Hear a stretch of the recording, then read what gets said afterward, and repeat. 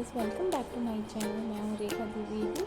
मैं आज आपके लिए लेकर आई हूँ ये पाइपिंग वाला नेक ब्लाउज, जो कि इसमें मैंने पाइपिंग अच्छे से बिठाया और इसमें ये मैंने लटकन लगाया है। देखिए, बहुत ही इजी और इसमें कोई खर्चा भी नहीं है और ये ईज़िली ब्लाउज बिना खर्चे के आपके लिए तैयार हो जाएगा पाइपिंग के साथ। और लटकन के लिए हम इस वीडियो को स्टार्ट करते हैं बनाने के लिए। ये है हमारा ऑर्गेन्जा कपड़ा। देखिए, ये बहुत ही पतला होता है, इसलिए मैंने इसमें लाइनिंग ब्लाउज वाला जो हमारा 2x2 कपड़ा होता है ना, पतला वाला, वो हम लाइनिंग लगाएंगे ताकि पहनने पे कुछ फील ना हो। तो चलिए इसको हम बनाना स्टार्ट करते हैं।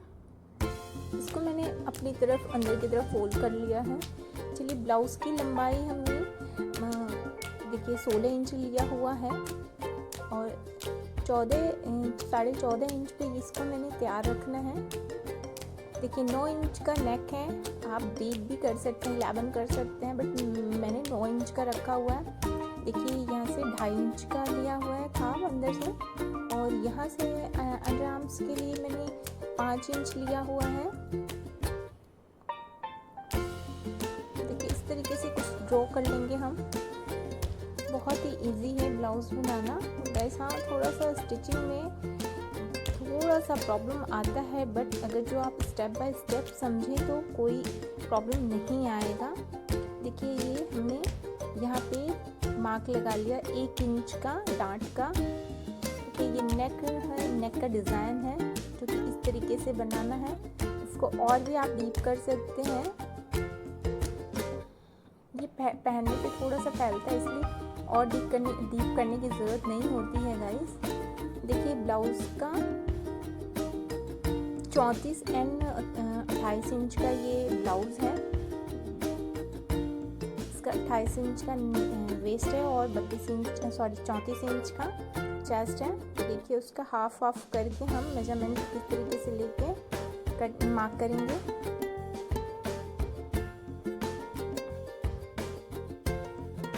हम यहाँ से मार्जिन का कपड़ा 2 इंच रख रहे हैं। आप 1.5 भी कर सकते हैं, बट 2 इंच रखा है। जब सिलते समय इसको जब हम ब्लाउज से अटैच करते हैं तो 1/2 इंच कटिंग हो जाता है, एक्स्ट्रा जो रहता है तो वो 1.5 इंच आएगा टोटल।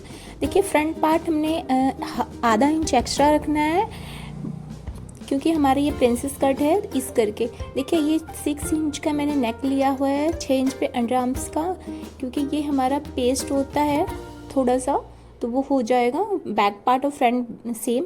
तो देखिए, यहाँ पे मैंने 3.5 इंच पे मार्क लगाया हुआ है और यहाँ पे मैंने 2 इंच का अंदर कटिंग के लिए लिया हुआ है।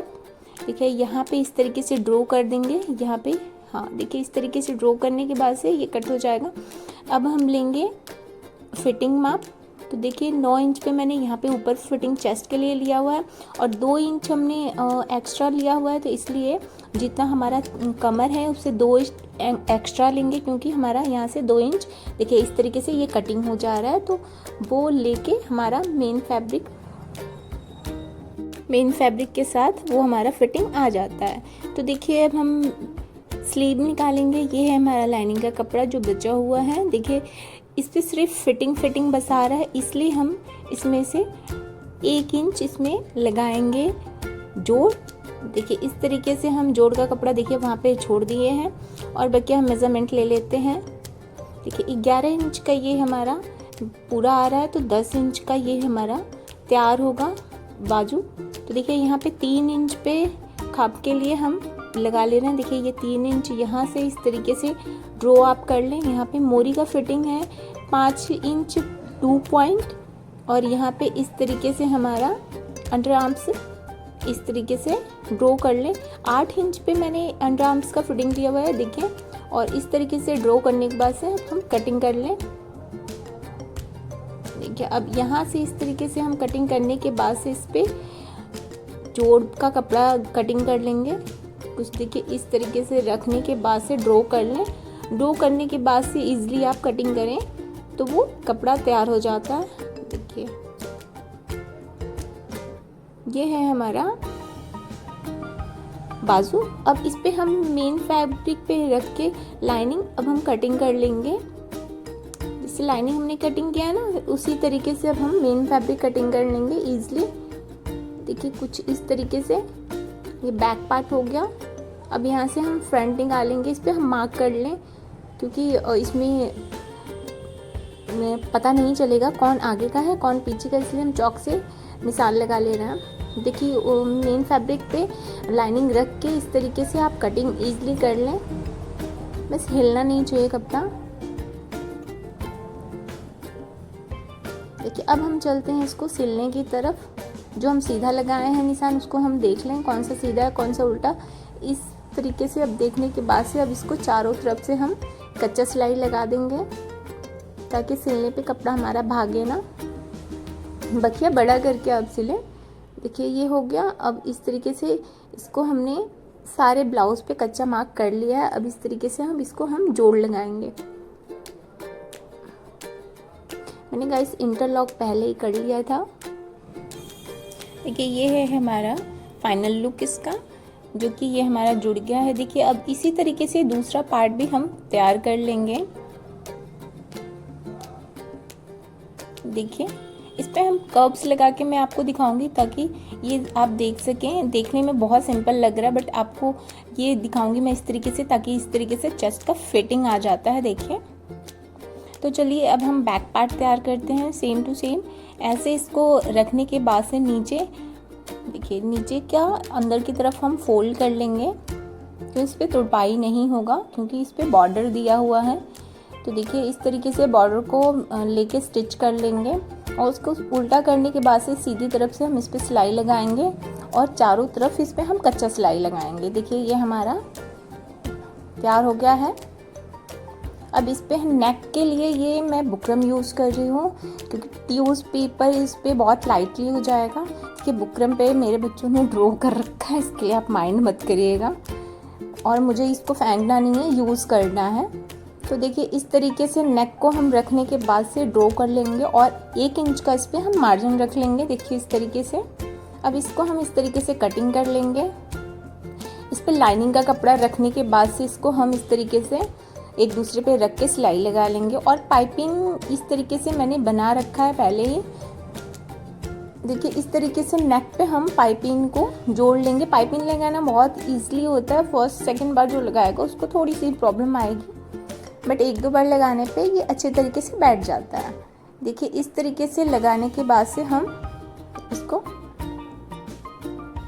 हम बुकरम का जो हमने नेक बना रखा है अब इसको इसके ऊपर रखने के बाद से इस पर हम सिलाई लगा देंगे। हाँ ये ध्यान रहे कि पाइपिंग सिलाई में ना आए। तो कुछ इस तरीके से देखिए। अब इसको हल्का हल्का पेस्ट कर देंगे ताकि हम उल्टा करने पे हमारे अच्छे से फिटिंग आ जाए। तो देखिए इसको इस तरीके से उल्टा करने पे देखिए हमारा पाइपिंग का लुक इस तरीके से आ गया। पाइपिंग कहीं सिलाई में नहीं आया हुआ है। इसको अच्छे से प्रेस करने के बाद से पाइपिंग बहुत अच्छे से दिखेगा।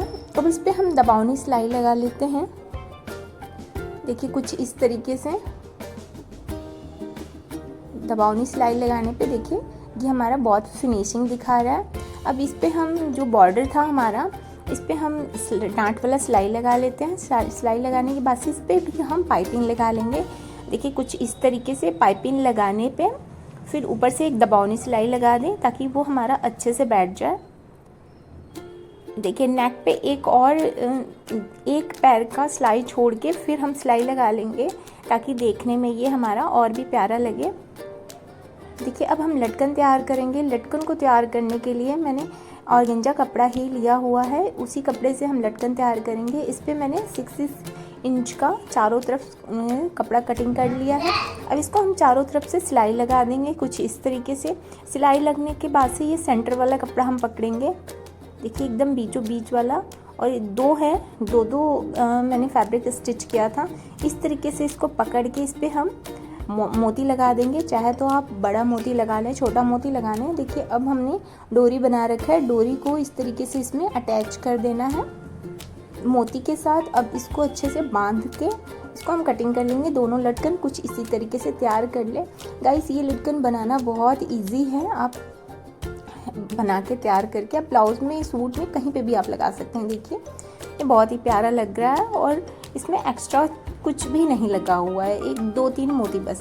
और ऊपर से देखिए इस तरीके से नेक हम मार्क करके 2.5 इंच पे ये मैंने लगा रखा है। आप 2 इंच पे भी कर सकते हैं, बट 2.5 इंच पे मैंने किया हुआ है लटकन। देखिए ये है हमारा, इसका लुक बहुत ही प्यारा लग रहा है लटकन के साथ। देखिए फ्रंट पार्ट में भी हमने इस तरीके से गले में पाइपिंग लगा लिया है, और ये है नीचे से हमने कपड़ा लगाने के बाद से उसको अंदर की तरफ फोल्ड कर देना मेन फैब्रिक पे। अब लेके हमको इसको फिटिंग कर लेना। फिटिंग है गाइस इसका कमर 28 इंच और चेस्ट है इसका 34 इंच। आप उसी के अकॉर्डिंग मार्क लगा के अपने फिटिंग के अकॉर्डिंग मार्क लगाने के बाद से आप फिटिंग दे दें। देखिए अब इसको हमने तीरा सिल दिया है। तीरा सिलने के बाद से दूसरे साइड की फिटिंग लेंगे हम मार्क करने के बाद से। देखिए कुछ इस तरीके से हाफ आप मार्क लेते हैं तो बहुत ही अच्छी फिनिशिंग आती है फिटिंग की। देखिए इस तरीके से अब हम फिटिंग कर लेंगे। फिटिंग करने का अपना अपना तरीका होता है गाइस, आप किसी का देख के कॉपी ना करें। आप जिस तरीके से फिटिंग करते हैं आप उसी तरीके से करें। बाजू को लगा के अगर करते हैं तो बाजू को लगाने के बाद से करें, बट मैं बाजू को लगाने के बाद से फिटिंग नहीं देती हूँ। देखिए कुछ इस तरीके से अब इसको हम सिल लेंगे। और ये है हमारा स्लीव। इसको हम मेन फैब्रिक को मैंने कटिंग नहीं किया था पहले, अभी मैं कटिंग कर रही हूँ। देखिए इस पर जोड़ आएगा मेन फैब्रिक पे भी 1 इंच का। इसको हम जोड़ने के बाद से अब इसको देखिए कटिंग कर लेंगे लाइनिंग वाले कपड़े पे रख के।